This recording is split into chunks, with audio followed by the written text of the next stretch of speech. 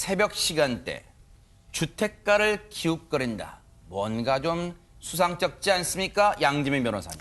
네, 지난해 여름에 발생한 사건인데요. 6월 달에 오전 2시에 새벽 시간에 수원의 한 주택가에서 있었던 일입니다. 네. 한 남성이 이 주택가의 모습을 드러내는데 대문이 열려 있는 집으로 향하게 됩니다. 네. 그리고 뒤이어서 이 지하에 있던 안방 창문에 방충망을 뜯어냅니다. 아하. 그리고서는 창문을 열어서 치마를 입고 있는 여성의 모습을 어우, 훔쳐봤습니다. 세상에. 너무 괴기스러운 장면이죠. 아우 진짜 지금요.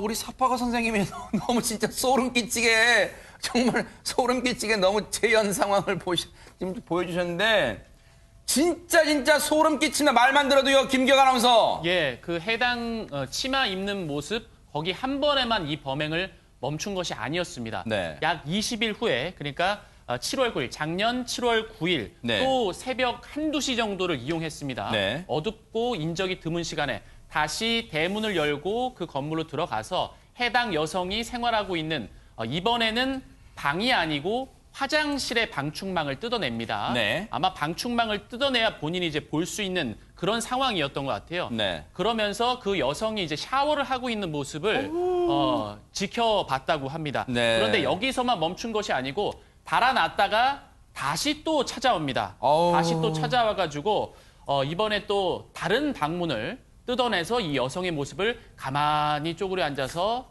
지켜보는 그런 기행을 벌였습니다. 아니 이거는 어떻게 뭐라고 표현을 해야 되는 거예요? 간이 배 밖으로 나왔다는 거 해야 되는 건 뭐 대담하다고 해야 되는 거 지금 지금 저런 행동을 아주 그냥 서슴지 않고 합니다. 박성배 변호사님.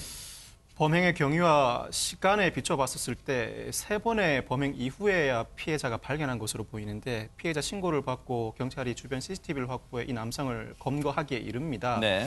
이 남성 검거하고 보니 멀쩡하게 직장 잘 다니고 있는 30세 남성이었는데 네. 배우자와 어린 자녀도 있는 유부남이었습니다. 아하. 혼자 살고 있는 여성의 집을 3차례나 침입해서 네. 안방, 화장실, 작은 방, 방충망을 뜯고 몰래 훔쳐간 이 남성 네. 결국 주거 침입 혐의로 기소됐습니다. 아니 근데 가정이 있는 남성 30대 남성입니다. 대체 무슨 생각이에요, 이 사람? 뭐 때문에 지금 저런 짓을 하는 겁니까, 지금?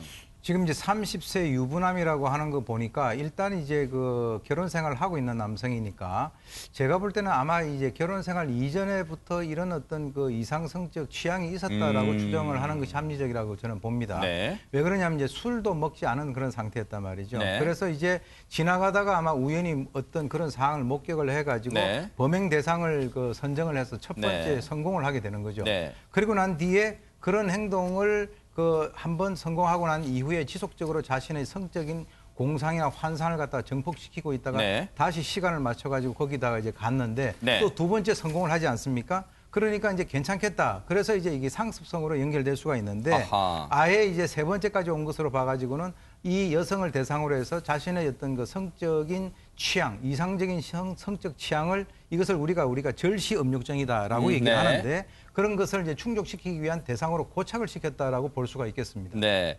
이 사람은요, 같은 범죄, 동종 전과 누범 기간에 이런 짓을 저지른 것으로 드러나고 있는데 이 남성에게 어떤 판결, 재판에 넘겨졌을 텐데 어떤 판결 내렸을까요, 양진민 변호사님? 법원은 결국 징역 6개월의 실형을 선고를 했는데요. 네. 주요하게는 3가지 이유를 들었습니다. 첫 번째는 3차례에 걸쳐서 일면식이 없는 젊은 여성인 피해자의 주거를 침입해서 죄질이 매우 좋지 않다라고도 얘기를 했고요. 두 번째로는 1인 가구가 증가하는 사회에서 우리 누구나가 피해자가 될 수 있다라는 불안감 그리고 공포심을 증폭시켰다라는 이유도 들었고요. 네. 그리고 신체에 직접적인 위해가 없었다고 하더라도 피해자의 법익의 침해 정도가 굉장히 크다라고도 밝혔습니다. 네. 그런데 이제 일부 또 피고인에게 유리하게 적용된 그 사항도 있었는데요. 네. 우선 첫 번째는 피해자 여성과 합의를 했다 그래요. 네. 합의한 점. 그리고 두 번째는 합의한 여성이 처벌 의사가 없다라고 밝혔다라고 하는데 네. 세 번째로 가해 남성에게 배우자와 어린 자녀들이 있다는 점을 하하. 고려해서 이렇게 판단한다라고 밝혔습니다. 아니 이게 어떻게 양형의 참작이 될 수 있어요, 오 교수님?